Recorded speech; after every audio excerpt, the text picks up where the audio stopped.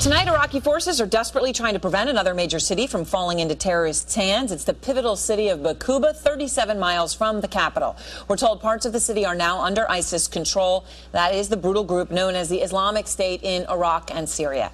Tonight, for the first time, we're seeing the aftermath of these extremist surges. New video from Iraq's second largest city of Mosul.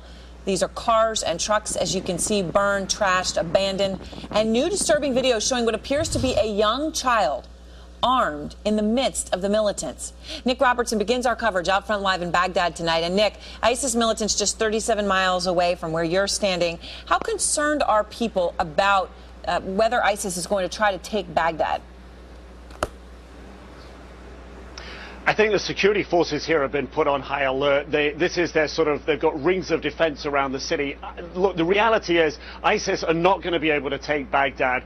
We've seen them move down from the north pretty quickly. Why were they able to do that? They're Sunni fighters. They're moving through Sunni areas. It's not just ISIS. It's Sunni tribesmen in Iraq that have risen up against the government. It's other rebel Sunni groups in the country fighting with ISIS. Now, where are they at the moment? Baquba, around in this province just north of Baghdad called Diyala province. In that province, you've got a lot of towns that are Sunni and Shia. That's where they're running into deeper problems, and that's where their fight is slowing down. Doesn't mean they can't win, but the security around Baghdad is tight. But what ISIS wants to do is to circle the city, cut the roads, take the airport, put pressure on the city, and even start shelling into the city. Look, it's not clear that they can even achieve that at this time. Taking the city, that's unlikely. Putting pressure on it, that's their goal, and they're still pushing towards achieving it. And is there... How much fear is there, Nick, where you're standing? I mean, are people, we see, we're going to show some of them in just a moment, some of these horrific videos, these executions. Are people afraid? Yeah, yes and no. I mean, look, late last week when ISIS was on this really rapid roll towards Baghdad, there was a real concern here. We talk about checkpoints, we talk about security in the city. The faces at some of these checkpoints are changing. What that means is that more dependable, reliable security forces, the guys that won't put down their weapons and take their uniforms off and run away, are being put in place. People see that. They know that's happening. That said, in the last couple of days, there's a little bit more traffic out on the streets. People are realizing they're not about to be overrun at the moment. We talk about bad stuff that's happened. We talk about these execution videos that ISIS is putting out there. But you know, we heard today the government here saying that ISIS had killed 44 prisoners. You know what?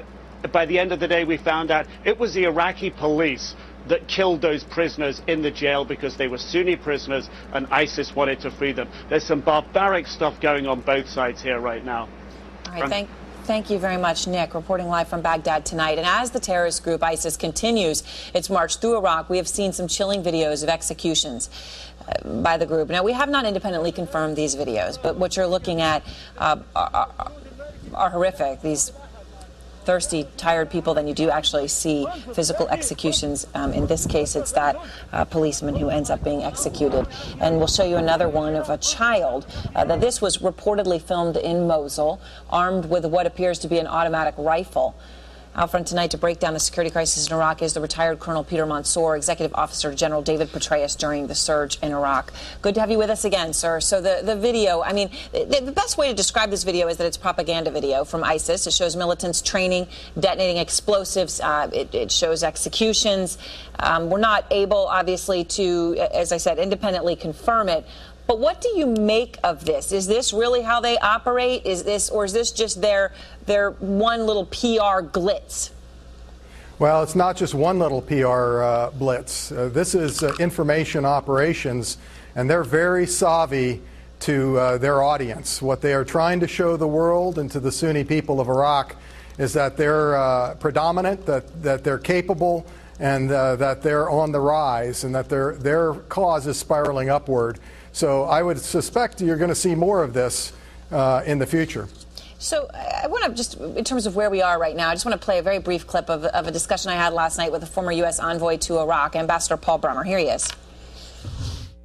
We basically had defeated al-Qaeda in Iraq, the Sunni extremists, by the end of 2009. In fact, really by the end of 2008. And Our departure in 2011, at the end of 2011, was a signal to the Iraqis that we were leaving. The decision that you talk about as a crucial one, which I think everyone could agree on, which is when U.S. forces would leave Iraq, that was a decision made, of course, by George W. Bush in the Status of Forces Agreement he signed in 2008. He said all U.S. forces would be out by December 2011. All combat forces. But that was a decision made by George W. Bush. Combat forces. That's an important distinction. And Colonel, of course, I just want to point out, Ambassador Bremer was technically incorrect on that one issue. The Status of Forces Agreement sent by President Bush did include the withdrawal of all U.S. forces by 2011. But there's plenty of blame to go around. I mean, when you look at this, given you were part of the surge, does the fault lie to you more with the Bush or more with the Obama administration? Well, first I have to commend you on the interview yesterday, which I watched in full. I don't know what kind of alternate universe Ambassador Bremer is living in, but to suggest that he had no responsibility for the disaster that befell Iraq when it was his decisions to de-Ba'athify Iraqi society and to disband the Iraqi army that created the political and military basis for the insurgency is just a fantasy world. You know, most of the blame goes to the Bush administration for getting us into Iraq in the first place. It was a war of choice that didn't have to be waged. But having said that, once we were there, I think it was incumbent upon us to get out in a responsible manner. You know, the Status of Forces Agreement that the Bush administration inked with Maliki, it was the best agreement that they could get in 2008. But they fully suspected that there would be negotiations over a follow-on agreement. And the problem with the Obama administration is they waited until 6 months before the withdrawal deadline to begin negotiations for a follow-on Status of Forces agreement. It's not enough time. It took the Bush administration 18 months to negotiate the first SOFA. I've been in on those negotiations. They are tortuous. And to wait until 6 months before the withdrawal deadline and then to not offer the Iraqis all that much, fewer than 5,000 American soldiers, they really didn't provide the Iraqis incentive to overcome their nationalist biases and put their political futures on the line to keep American troops in Iraq. All right, well, Colonel, thank you very much. It's good to talk to you again. Oh, thank you.